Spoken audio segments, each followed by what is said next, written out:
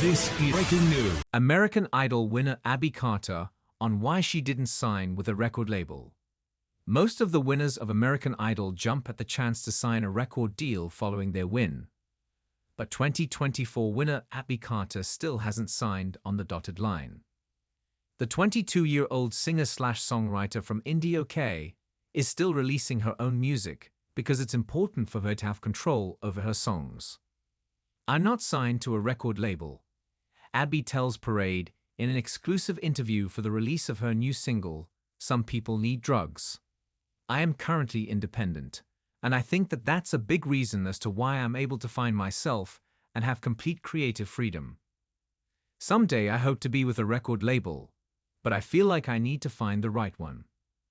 So, while American Idol may not have hooked Abi up with a label, what it did do is convince her that she made the right decision when she aspired to a career in music. And today, she feels like a real musician who gets to write songs, create demos, and work on an album. "For a long time, I thought of myself as an aspiring musician," she says.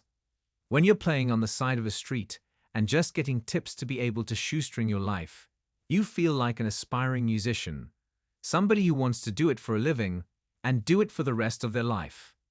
I feel like at this point, it's become something that's a lot more attainable than it was before. I get to travel and do all the things that I never thought that I'd be able to do." One of those things is being able to release songs that have meaning for her. Since winning Idol, Abi has released 2 songs independently. The first was Peppermint Sky, and the newest, released today, is Some People Need Drugs. And the 2 songs couldn't be more different. Some People Need Drugs in actuality isn't about drugs at all, but about an abusive relationship. It could be a romantic partner, it could be a parent, it could be a neighbor, a stranger, a coworker, a boss. It could be anybody in your life that treats you as though you are less than human. And so the song speaks to both men and women, because anyone can be a victim. It's about having a relationship with somebody who is completely removed from reality, completely incapable of maintaining or keeping healthy human relationships, Abi explains. Somebody who is just mentally different, and they don't treat you as a human as a response to that. They don't understand that they're treating you negatively. So this song was about me going through the process of deconstructing this idea that there was ever going to be a day where everything was fine. It also speaks to the idea that when you experience this type of abuse, you tend to think you can fix that person, so there's going to come a day when they treat you right, and everything is going to be great.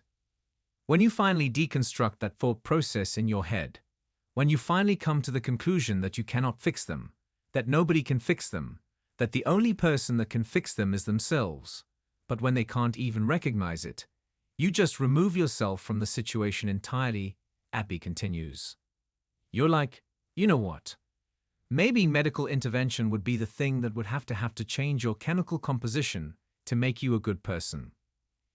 As previously mentioned, Peppermint Sky is starkly different from Some People Need Drugs and deals with a more upbeat subject. In fact, it's more of a love letter to the women who have inspired Abi. "It's about all of the female relationships in my life that I thought I was going to have forever," she explains. "My friends and my sisters and my mom. And then going about life and moving on. People go off to college and they get married and then have kids. At first, you're like, I'm losing you because of these things. But then you realize that that's happening because they're pursuing the things that they are passionate about and what they love. All you can do is support that and love that and be thankful for the time that you have together and continue to be friends with these people despite not being as close as you were before." Abi will continue to release her music independently until she finds the right record label, one who will allow her creative control over her music, and she's willing to be patient. After all, her idea of success isn't necessarily big bucks and arena gigs. "For me, it's happiness," she says. "Getting to do what I love is going to bring me happiness. I get to do this for as long as I'm willing to do it. I think that, for me, that's what success is to be able to share that with other people, and for them to be able to enjoy it, hopefully, as much as I do."